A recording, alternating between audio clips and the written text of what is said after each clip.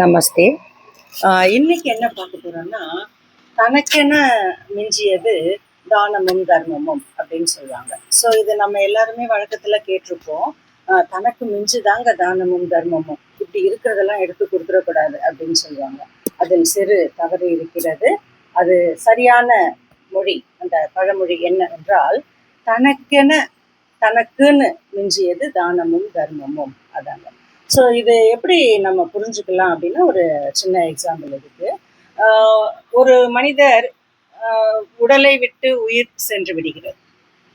இந்த நிகழ்வுக்கு பெயர் மரணம் அப்படின்னு சொல்றோம். ஒரு உடலில் இருந்து உயிர் பிரிந்து விட்டால் அதை மரணம் என்று கூறுகிறோம். இப்ப பாருங்க, உயிர் பிரிந்து போயிடுச்சு, உடல் மட்டும் இருக்கு. இப்ப அந்த உடல் பஞ்சபூதங்களுக்கு சொந்தம். ஒன்று நெருப்புக்கு சொந்தம், இல்லை என்றால் மண்ணுக்கு சொந்தம். சரி, அடுத்தது அவருடைய உறவுகள், மனைவி, பிள்ளைகள், கணவன். ஸோ இவங்கெல்லாம் யாருக்கு சொந்தம்? இதெல்லாம் அவருடைய மனதிற்கு சொந்தம். இப்போ ஒரு விஷயம் புரியுது பாருங்க. அவர் அப்படிங்கிறதும் அவருடைய மனசு அப்படின்னு சொல்றதும் ரெண்டும் ஒண்ணு கிடையாது, வேற வேற. ஸோ இது அவர் உயிரோடு இருக்கும் போதே புரிஞ்சுட்டா வாழும்போதே சொந்தம். ஸோ நம்ம எல்லாரும் தவற விடுற இடம் அதுதான்.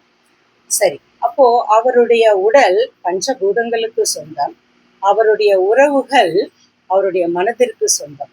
அடுத்தது அவருடைய உடைமைகள். உடைமைகள்னா நகை, பணம், சொத்து, அவர் சேர்த்து வைத்தது எல்லாமே. ஸோ இது யாருக்கு சொந்தம்? அவருடைய குடும்ப உறுப்பினர்களுக்கு சொந்தமாகி விடுகிறது. அப்புறம் அவர் ஒரு பெயர் சம்பாதிக்கிறார். For example, Gandhiji, Nehru, V O. சிதம்பரம், பாரதியார், இப்போ இந்த மாதிரிலாம் பேர் இருக்கு பார்த்தீங்களா? அதை அந்த சமூகமும் அந்த நாடும் அந்த உலகமும் உரிமை கொண்டாடுகிறது, அவங்க எடுத்துக்கிறாங்க. அப்போ எல்லாமே யார் யாருக்கோ எதற்கோ போயிடுச்சுன்னா, பாவங்க அந்த மனுஷன் இவ்வளவு நாள் வாழ்ந்திருக்கிறாரு, அவருக்குன்னு என்னதாங்க சொந்தம் அப்படின்னு கேட்டீங்கன்னா, தனக்கென மிஞ்சியது, எல்லாரும் ஒன்னொன்னு எடுத்துக்கிட்டாங்க, எனக்குன்னு மிஞ்சியது, தனக்கென மிஞ்சியது நான் செய்த அல்லது அந்த நபர் செய்த தானமும் தர்மமும். இதுதான் அந்த பழமொழியோட அர்த்தம். மீண்டும் அடுத்த சந்திப்பில் சந்திப்போம். நன்றி.